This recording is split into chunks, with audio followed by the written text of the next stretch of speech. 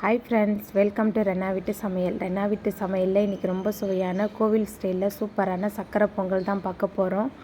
ரொம்ப சுவையாக எளிமையான முறையில் இந்த சக்கரை பொங்கல் செஞ்சிடலாம். வீட்டில் எல்லாருமே ரொம்ப விரும்பி சாப்பிடுவாங்க. அப்போ கோயிலில் கிடைக்கிற மாதிரி அதே சுவையில் ரொம்ப சுவையாக எப்படி செய்கிறதுன்னு வாங்க பார்த்துடலாம். சக்கரை பொங்கல் பண்ணுறதுக்கு ஒரு குக்கரில் 1 டம்ளர் அளவுக்கு பச்சரிசி சேர்த்துக்கலாம். இது கூடவே 2 டேபிள் ஸ்பூன் அளவுக்கு கடலைப்பருப்பு, அரிசி பருப்பு ரெண்டுத்தையும் நல்லா அலசிட்டு 1 டம்ளர் பச்சரிசிக்கு 3 டம்ளர் அளவுக்கு தண்ணி எடுத்துகிட்டு வந்துடலாம். 1 டம்ளர் பச்சரிசிக்கு 3 டம்ளர் அளவுக்கு தண்ணி எடுத்துகிட்டு வந்திருக்கேன். இப்போ குக்கரை மூடி 4 விசில் வர அளவுக்கு வேக வச்சு எடுத்துக்கலாம். நம்ம வேக வச்ச பச்சரிசி கடலைப்பருப்பு ரெண்டுமே நல்லா குழைவாக இந்த அளவுக்கு நல்லா வெந்து வந்ததுக்கு அப்புறமா நம்ம மசிச்சு விட்டுடலாம்.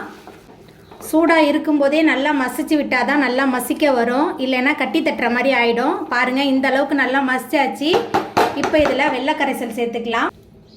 1 டம்ளர் அளவுக்கு பச்சரிசி எடுத்திருந்தேன், அதனால் 1 டம்ளர் அளவுக்கு பாகு வெல்லம் சேர்த்துக்கலாம். வெள்ளை கரைசல் சேர்த்துட்டு நல்லா கலந்து விட்டுறலாம். நான் 1 டம்ளர் அளவுக்கு பச்சரிசி எடுத்தேன், அதே டம்ளராலேயே தான் நான் வெள்ளை கரைசலும் அளந்து எடுத்து வச்சுருக்கேன்.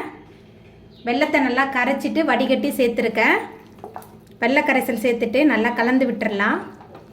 சக்கரை பொங்கல் ஒரு சிலர் பாசிப்பருப்பு சேர்த்து செய்வாங்க, ஆனால் நம்ம வீட்டில் கடலைப்பருப்பு தான் சேர்த்து செய்வாங்க. ரொம்ப சூப்பராக இருக்கும். பொங்கல் சாப்பிடும்போது அங்கங்கே வாயில் கடிப்படும். இந்த கடலைப்பருப்பு சாப்பிட்றதுக்கு ரொம்ப சூப்பராக இருக்கும்.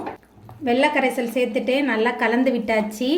அதுக்கப்புறமா இதில் நம்ம தாளிப்பு சேர்த்துக்கலாம். நெய்யில் முந்திரி திராட்சையெல்லாம் தாளித்து சேர்த்துக்கலாம். முந்திரி திராட்சை தாளிக்கிறதுக்கு 1 டேபிள் ஸ்பூன் அளவுக்கு நெய் சேர்த்துக்கலாம்.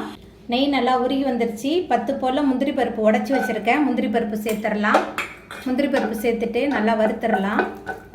முந்திரி பருப்பு நல்லா வறுபட்டு வந்துருச்சு. அதுக்கப்புறமா காய்ந்த திராட்சை சேர்த்துக்கலாம். காய்ந்த திராட்சை சேர்த்துட்டு நல்லா பொரிய விட்டுடலாம். முந்திரி திராட்சை ரெண்டுமே நல்லா வறுபட்டு வந்துருச்சு. இப்போ இதை நம்ம பொங்கலில் சேர்த்துடலாம். நெய்யில் வறுத்து வச்ச முந்திரி திராட்சை சேர்த்துக்கலாம்.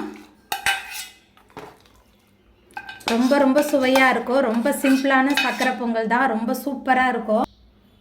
இப்போ இதில் கொஞ்சமாக கல்லுப்பு சேர்த்துக்கலாம். அதுக்கப்புறமா கொஞ்சமாக பச்சை கற்பூரம் சேர்த்துக்கலாம். கோயில்ல எல்லாம் பொங்கல் நம்ம சாப்பிடும்போது ஒரு விதமான கோவில் வாசம் வரும். அதுக்கு சுவையை கொடுக்கறதே இந்த பச்சை கற்பூரம் தான். பச்சை கற்பூரம் சேர்த்துக்கலாம். அதுக்கப்புறமா 1 டேபிள் ஸ்பூன் அளவுக்கு ஏலக்காய் தூள் சேர்த்துடலாம். சேர்த்துட்டு எல்லாத்தையும் நல்லா கலந்து விட்டுடலாம். எல்லாத்தையும் சேர்த்துட்டு நல்லா மிக்ஸ் பண்ணதுக்கப்புறமா 1 டேபிள் ஸ்பூன் அளவுக்கு நெய் சேர்த்துக்கலாம். நெய் சேர்த்துட்டு நல்லா கலந்து விட்டுட்டு நம்ம அடுப்பு ஆஃப் பண்ணிடலாம். அவ்வளோதாங்க, சிம்பிள் அண்ட் டேஸ்டியாக செய்யக்கூடிய ரொம்ப சுவையான கோவில் ஸ்டைலில் சூப்பரான சக்கரை பொங்கல் ரெடி ஆகிட்டு. இந்த சுவையான சக்கரை பொங்கலை நீங்களும் உங்கள் வீட்டில் செஞ்சு பாருங்கள். இந்த வீடியோ உங்களுக்கு பிடிச்சிருந்தா லைக் பண்ணுங்கள், ஷேர் பண்ணுங்கள், கமெண்ட் பண்ணுங்கள், சப்ஸ்கிரைப் பண்ணுங்கள். என்னோடய வீடியோவை இவ்வளோ நேரம் பார்த்தவங்க எல்லாருக்குமே ரொம்ப நன்றி.